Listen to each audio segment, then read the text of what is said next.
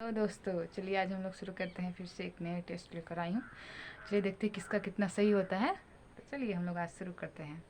तो पहला क्वेश्चन है, साहे बेखबर किस मुगल शासक को बोला जाता था? तो बहादुर शाह को बोला जाता था। दूसरा क्वेश्चन है, बहादुर शाह कितने वर्ष में राजा बने थे? तो 63 वर्ष में बने थे। थर्ड क्वेश्चन है, बहादुर शाह का असली नाम क्या था? तो मुअज्जम था असली नाम। जैसे हम लोग का घर में पुकारो नाम होता है, वैसे ही इन लोग का भी नाम था। अधिकतर परीक्षा में पूछ भी देता है। सब पूछे हुए क्वेश्चन हैं जो खान सर ने हम लोग को प्रोवाइड किया है, ये सब पूछे हुए क्वेश्चन है सर। तो चौथा क्वेश्चन है, उत्तर मुगल काल में सबसे अधिक वर्ष में राजा बनने वाला था? तो जहांदार शाह था। पांचवा क्वेश्चन है, राजा जय सिंह को सवाई राजा की उपाधि किसने दी? तो फर्रुखसियर ने दी। छठा क्वेश्चन है, बहादुर शाह का मृत्यु कब हुई थी? तो 1772 में हुआ था।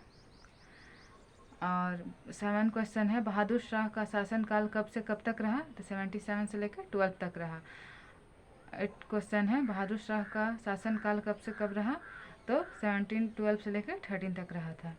सबसे कम दिन का शासन करने वाला राजा कौन था? जहांदार शाह था। 10 क्वेश्चन था, लंपट मूर्ख किस राजा को कहा जाता था? तो जहांदार शाह को कहा जाता था। 11 क्वेश्चन है, नृप निर्माता किसे कहा जाता है? नृप में राजा होता है। राजा निर्माण करने वाले उस समय बहुत प्रचलित थे। सैयद बंधु लोग कुछ ऐसा काम करके वो लोग को राजा बना देते थे।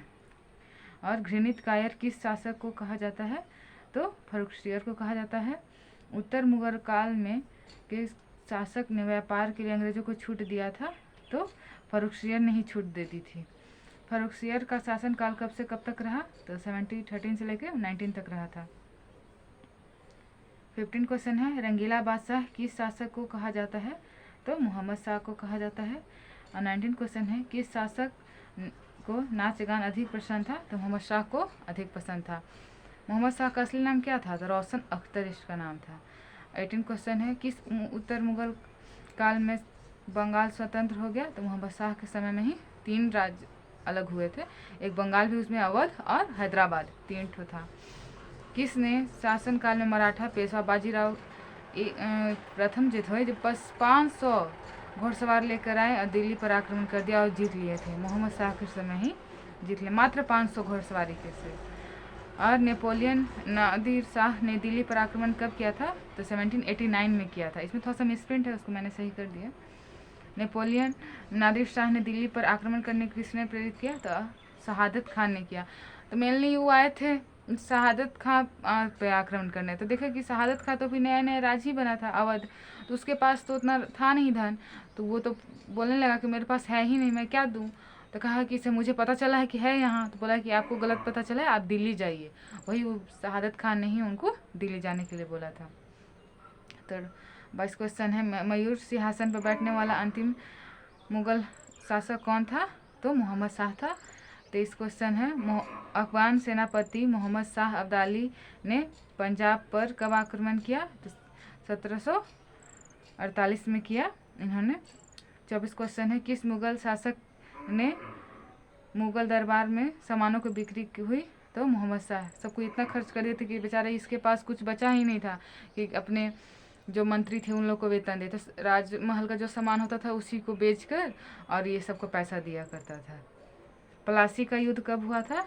तो 1797 में हुआ था। आलमगीर द्वितीय कब से कब तक राजा बने रहा? तो 1754 से लेकर 59 तक बना रहा। उत्तर मुगल काल में किस शासक ने सबसे लंबी कार्यकाल रहा? तो शाह आलम द्वितीय का रहा। पानीपत का तीसरा युद्ध कब हुआ था? तो 1761 में हुई थी। बक्सर का युद्ध कब हुआ? तो 1764 में हुआ। बक्सर के युद्ध का नेतृत्व कौन कर रहा था? तो हेक्टर मुनरो ने कर रहा था। इलाहाबाद की संधि कब हुई? तो 1765 में हुई। किस शासक ने इनको अंग्रेजों ने पेंशन भोगी बना लिया था? तो शाह आलम द्वितीय से शुरू हुआ था, पर जब राजा बना ही वो पेंशन भोगी वाला, वो कौन था? तो अकबर द्वितीय था, जो 33 क्वेश्चन नंबर है। आपको कैसा लगा ज़रूर बताइएगा और कमेंट सेक्शन में ज़रूर बताइएगा। हम लोग आगे की सीरीज़ बाद में करेंगे।